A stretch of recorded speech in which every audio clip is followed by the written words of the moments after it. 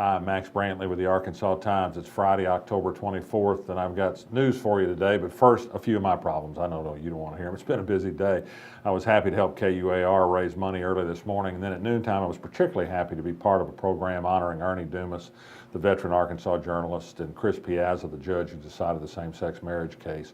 They won awards from the International Association of Business Communicators. Chris Piazza was particularly moving. I think he talked about some of the reaction he's received, very hateful, after his decision in the same-sex marriage case. I look forward to the day when this case is over and he can talk fully about some of his experiences. After I got back in and tried to catch up, there's just a blizzard of election news, so I'm going to have an election lightning round. Fasten your seatbelt, and I'm going to give you some quick one-liners on this. In the U.S. Senate race, Mark Pryor and Tom Cotton say their ad campaigns are going to go positive in the last few days. Thank goodness. Tom Cotton's got a biographical film that he's going to run 14 minutes long that proves he really is from Arkansas. This will not stop negative ads from people who are alive with them, of course. They'll continue. Asa Hutchinson was asked by a hospital administrator in Fort Smith about whether the private option Medicaid expansion under Obamacare will continue. Asa Hutchinson continues to dodge the question. Stu Sofer, an outspoken Republican member of the State Election Commission, is very unhappy about mass mailings that perhaps have arrived in your mailbox. Warning, you have not yet voted, you better vote. And it seems to suggest some unspecified penalty if you don't. Stu has complained to the Postal Service about abuse of bulk mailing privileges.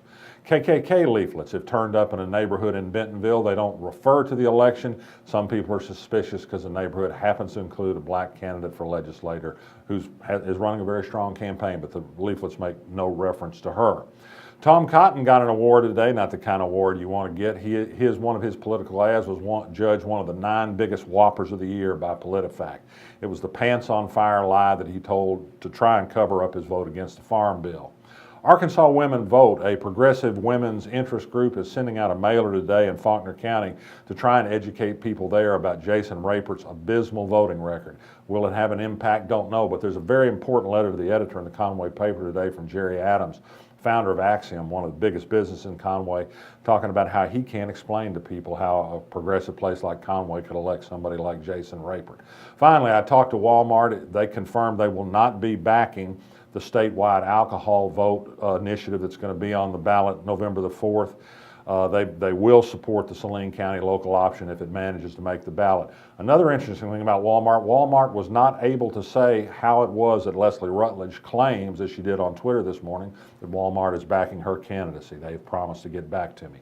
I've got some recommendations for you for this Friday. First, if you haven't seen the Arkansas Times this week, grab it, read David Coon's incredibly moving story about Jacob George, an Arkansas war native who took his own life after becoming a peace activist. He had a tormented final days. It's a wonderful story. I'd urge you to read my column in which I tell you many reasons why Clark Tucker, the Democrat, is the far preferable candidate for House District 35 in Little Rock against Republican Stacey Hurst. And finally, on purely happy topics, the kind of thing that I think I majored in college, beer and cheese dip. Tonight's the Arkansas Times Craft Beer Festival in North Little Rock on Main Street. There's still going to be some tickets left at the door, dozens of beers, lots of good food to go with it so you can entertain yourself safely and responsibly. And tomorrow's the big World Cheese Dip Contest, now to benefit Harmony Health Center. I'm going to be a judge, I'm happy to say, which means I get to stuff myself with cheese dip of all sorts. Can't beat Kraft American and a can of Rotel and maybe a sprinkling of cumin. That's my secret for you tonight. I'm Max Brantley. Have a good weekend. I'll be back Monday.